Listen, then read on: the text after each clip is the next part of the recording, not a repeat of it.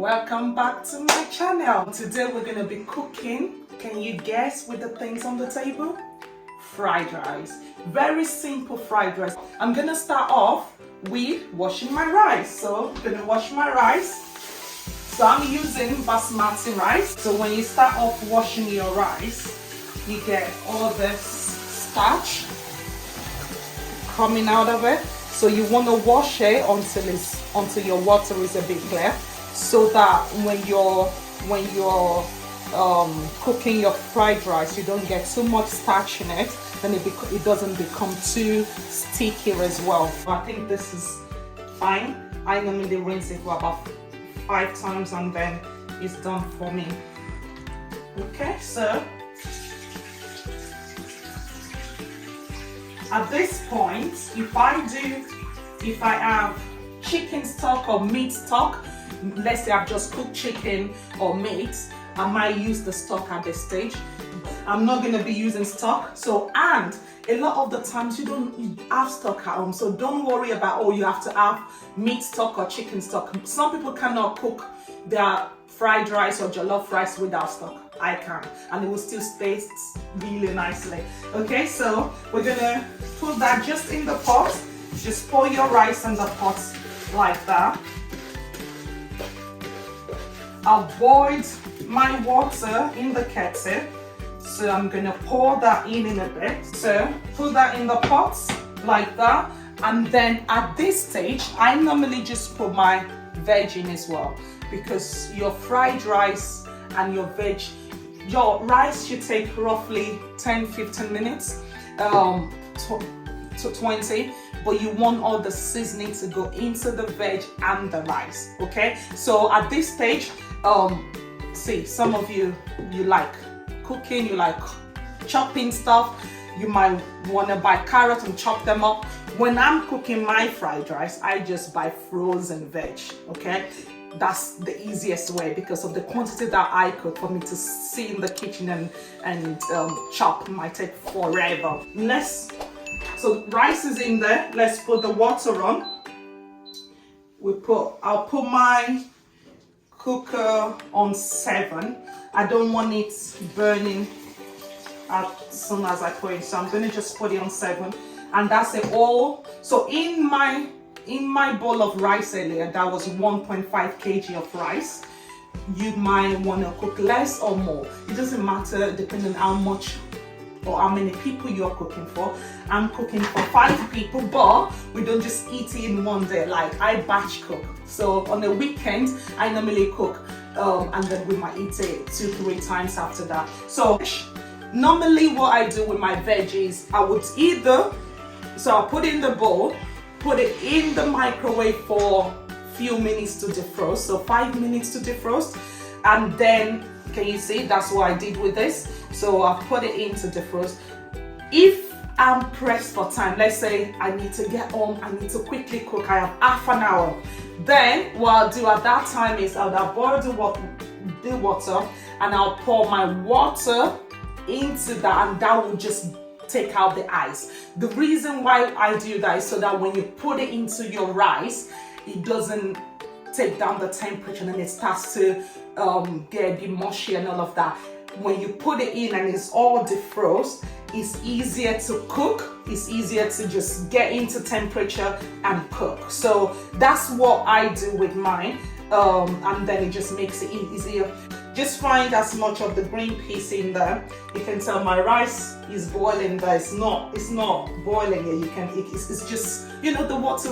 I put hot water in it, so that's why I put hot water as well. It helps to kickstart your cooking, and your cooking should cooking fried rice, half an hour, 45 minutes maximum, unless you're cooking for the whole world. No, I'm joking. Unless you're cooking a massive big bowl, or cooking for a party, then it might take an hour or 2. But fried rice is possibly the quickest, the fastest, the easiest.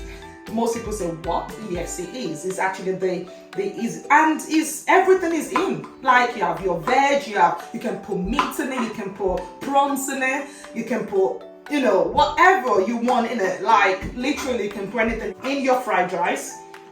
Sometimes I put prawns, Sometimes I put meat. So that's what I do with my green peas. I just do that and then I'll put that back in. So at this stage, I'm going to put all of that veg in there. So let's put the veg in. You can see rice is cooking. It's just coming on little by little. Put the veg in now. You can still see some big green peas that escaped in there. So I'm going to pull them back out. Green beans, apparently, my daughter said. She said it's not green peas. Okay, it's green beans actually. Okay, correction. Green beans. Okay, so green beans. Thank you, love. Okay, so while that is doing, I'm gonna cover that up. Let's cover that up so that it can cook faster. So while that is happening, I'm gonna chop my pepper. If I'm cooking for outsiders and I'm not sure if they like pepper or not, if I'm cooking for a party, then I won't put chili in, just so that in case I don't like chili, you just say, and I probably won't put garlic as well, because you don't know if they like garlic or if they're allergic to garlic.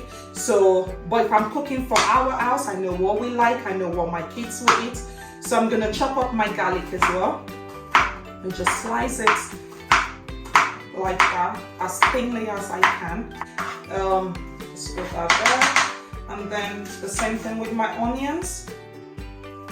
I'm just gonna slice them as well. Okay guys, so we're gonna put in all our chops stuff. Our chopping board in there, mix it up. You can see how it's like still white and all of that. Normally I'll use, before I used to like curry powder, and that gives it the color. Today, but we're still use the seasoning. So the seasoning is going to be of color. This is all-purpose seasoning. And unless you're vegetarian, then you want to get veg seasoning. So I put 1, 2, 3, and 4. So we'll put 4 in. See what that is. I'll also put, oops, there's a little bit escaping there. I'll also put a teaspoon of salt as well. And I'll just mix that in. And I'll put 1 teaspoon of paprika. So that's what I'm using now. You can use turmeric, you can use curry powder, paprika as well. But I think the paprika actually gives it the color as well. Plus, the turmeric also gives it a nice color. I actually prefer that. But you know, when you're cooking for the family, you have to go with what they like. So, you know, I adapt my cooking to what my family likes all the time, depending on, you know, if it's adaptable.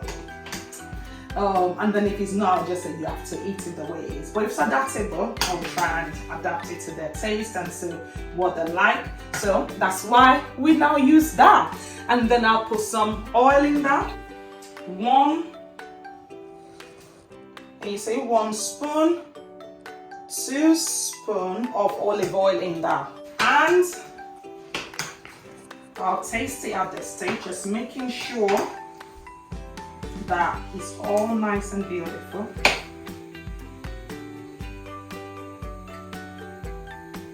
Yeah, that's good, but I think it needs 1 more. So I've already put 4 teaspoons of seasoning in. I'll put 1 more in that. Okay, and then at this stage, look at my nicely chopped liver as well, cooked and chopped. Okay, so cook it, season it, and then chop it up and put it in. So I'll put that in. If you're using prawns, you can put your prawns in at this time. If you're using chicken, you can put your chicken in. You can put all of that. You can put chicken, liver, prawns, everything in if you want to. If you're vegan or you're vegetarian, then maybe just put prawns in. Or if you're vegan, maybe don't put anything in, you know, or you can put mushroom in. So you can use mushroom if you're vegan, and instead of the liver or the prawns or the chicken.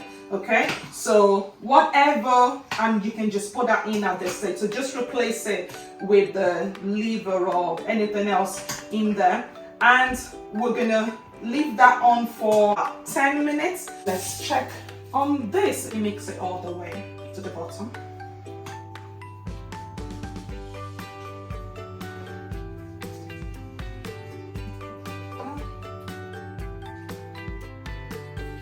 You can see the nice color coming out now. I'm just gonna mix it before I decide how much water I need to put in. Remember, we started off with 1 kettle of water, and then I'll see how much more you still need. Yeah, possibly another 5 minutes and then it'll be done. Let's pour another, because I'm using a tablespoon, I'm gonna make that half, so there's another teaspoon of salt there. And then I boiled my water already because I knew I might need. And let's pour 1/4 in, and we'll see if that will cook in 5 minutes. If not, we might pour a bit more in. So just mix that salt all together now. You can tell my pot is full. So this is what I do on the weekends. I just cook a big pot, and that should last us 2-3 meals. I'll let it cool down, so we would have some tonight, and then I'll let it cool down, and then I'll put it in the fridge, and in the next 2-3 days we might have another meal or 2 after that. So you don't have to cook every day, like, you know, save yourself the cooking every day if you can, you know. So just mix that. We want all the salt to mix in as much as possible.